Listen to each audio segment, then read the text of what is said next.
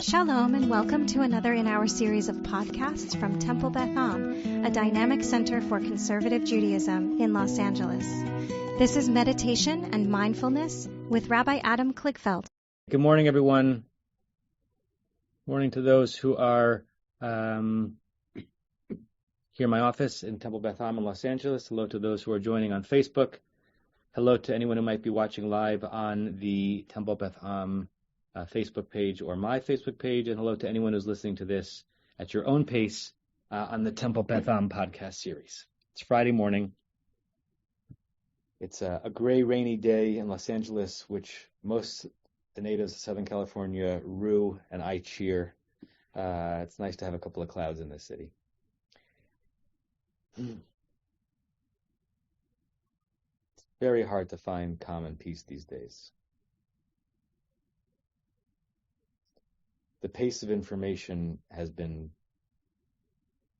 doubling and then exponentially expanding really month by month. And so is the pace of outrage, and sometimes so is the actual outrage. So I don't know about you, but I'm finding it harder and harder to find the interstitial moments of pure wellness, which makes meditation harder and more important. It's harder to close one's eyes and to block everything out, and just to descend into raw consciousness and being and breathing and spiriting and souling. And therefore, it's that much more important.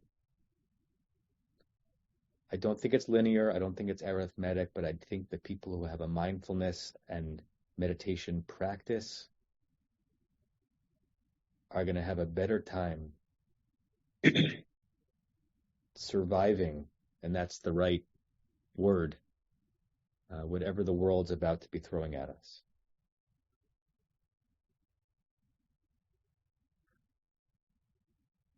Where I want us to go this week is once again inspired by the Parsha. I want us to go in between the divided walls of the Yam Suf, the Sea of Reeds, which we refer to colloquially as the Red Sea, but geographically it almost certainly wasn't. Many of you know that in the Torah reading, the scroll looks different when the Israelites are singing their song. Looks like poetry, and it's sung to a different tune, and there are manifold different traditions for how it's done. The way we do it generally at Beth Am is that the reader pauses halfway through the verse to a special tune. The congregation anticipates what the reader is going to say because they have it in front of them, and then the reader repeats it. And the music is only sung this time of year. Da da da da da da da da da da da da da. Ya da da da da da da da da da da. And what struck me as I was working with the Bat Mitzvah student this week, who's going to do a beautiful job reading this tomorrow. It's a very hard section to read, and she's doing an extraordinary job. So if you're in Los Angeles, come to this. I mean, I'm sure it'll be read well downstairs as well, but upstairs, I know it'll be read well. She said these words, and my heart eased a bit. V'hamayim lahem choma miminam u'mismolam. And the water was for them, the Israelites, a wall, a divider, a protector, from the right and from the left. My brain heard that with modern pun intended.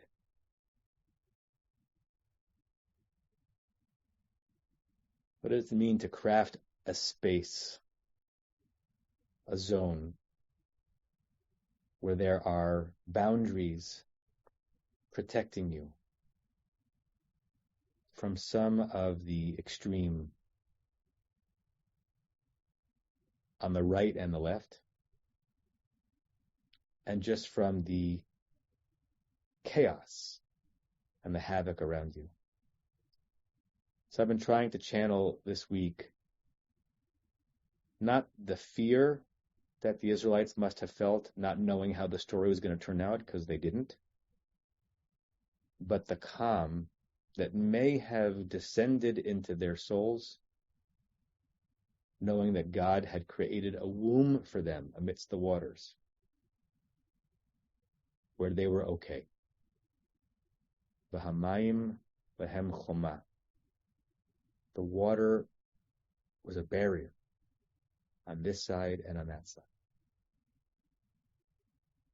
If you haven't already, I invite you to close your eyes.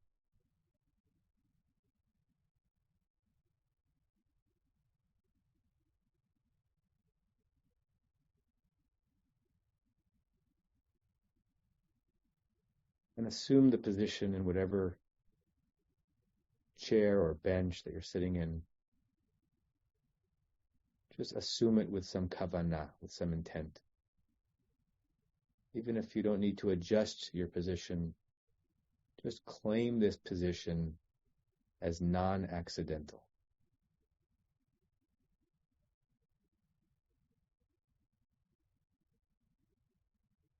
You're choosing this moment. You're choosing what you want of this moment. If you let it, you will feel your body react to that intentionality.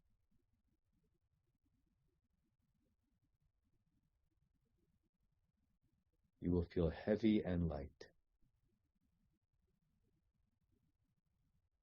You will feel hyper-focused on this spot. And you will feel that you are transcending all locations.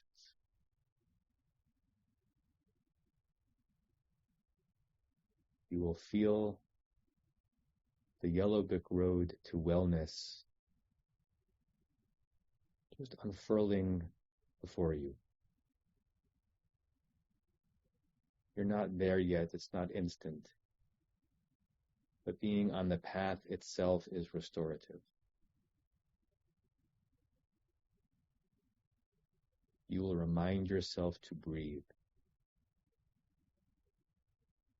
You don't need to be reminded to breathe, you will do it anyway. But when you remind yourself to breathe, it's a different experience, not for your lungs, but for the deepest you.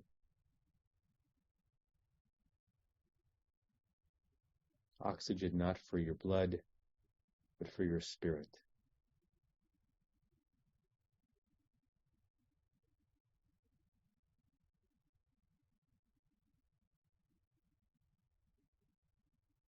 Amayim lahem choma. The water all around them created a barrier. Miminam u'mismolam. On the right side and on the left.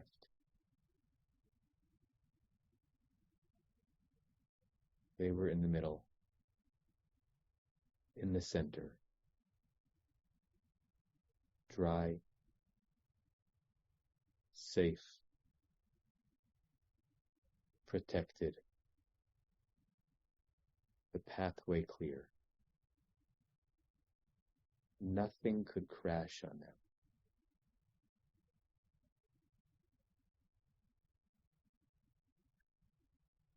See if you can invite that deep ancient wellness as if there were a divine being helping you craft it. Invite it, let it penetrate every cell, every limb, every blood vessel, every breath.